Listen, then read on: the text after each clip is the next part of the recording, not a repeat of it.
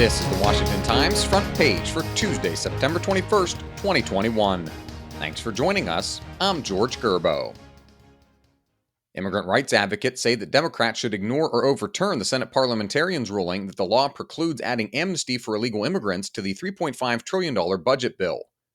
Stephen Dinan and Kerry Murakami report a growing chorus of voices say Democrats must ponder tougher measures, including voting to overturn parliamentarian Elizabeth McDonough's decision and upend 30 years of Senate practice.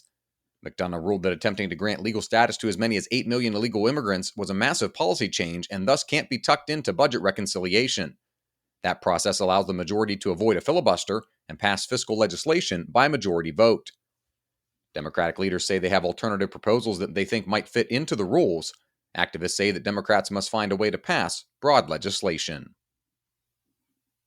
Russian President Vladimir Putin has tightened his grip on power, with his pro-Kremlin ruling party keeping its parliamentary supermajority in legislative and gubernatorial elections that rivals said were rife with irregularities.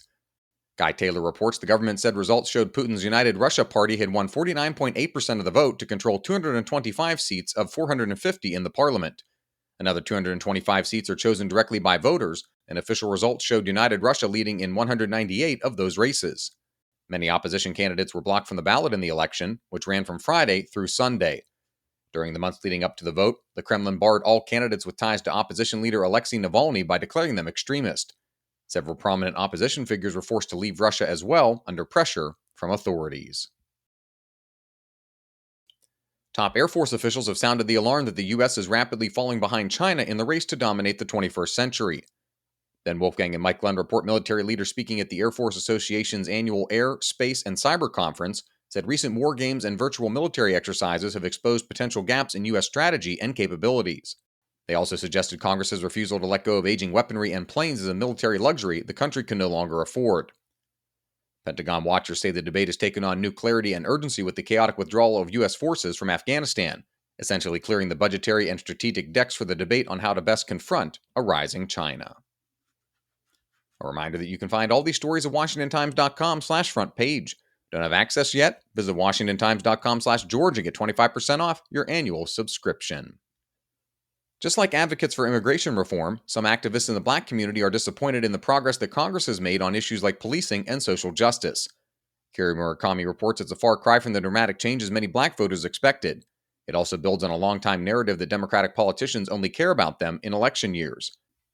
Democratic lawmakers point to President Biden's $3.5 trillion social spending bill. As part of that funding is intended to address racial inequities such as making community colleges tuition-free and providing home-buying aid to benefit minorities.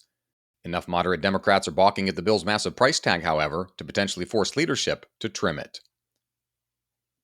In Nevada, Valerie Richardson looks at a major lithium mining project that is nearing approval.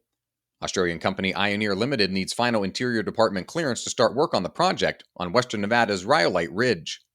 The mine has put the administration between a rock and a hard place with environmental groups who have mounted opposition to the project despite its potential to reduce greenhouse gas emissions.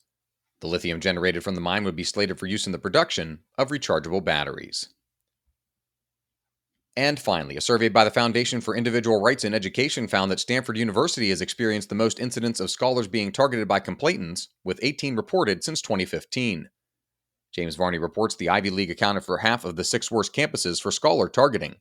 The University of Pennsylvania and Yale ranked next on the list, according to the Foundation's tally of more than 400 targeting incidents since 2015. Find all of today's front page stories at WashingtonTimes.com/front page or on the Washington Times app, and follow us for free on all of your favorite podcast platforms. Just search Washington Times. You can also follow us on Twitter and Instagram at WashTimes for breaking news, sports, commentary, and more.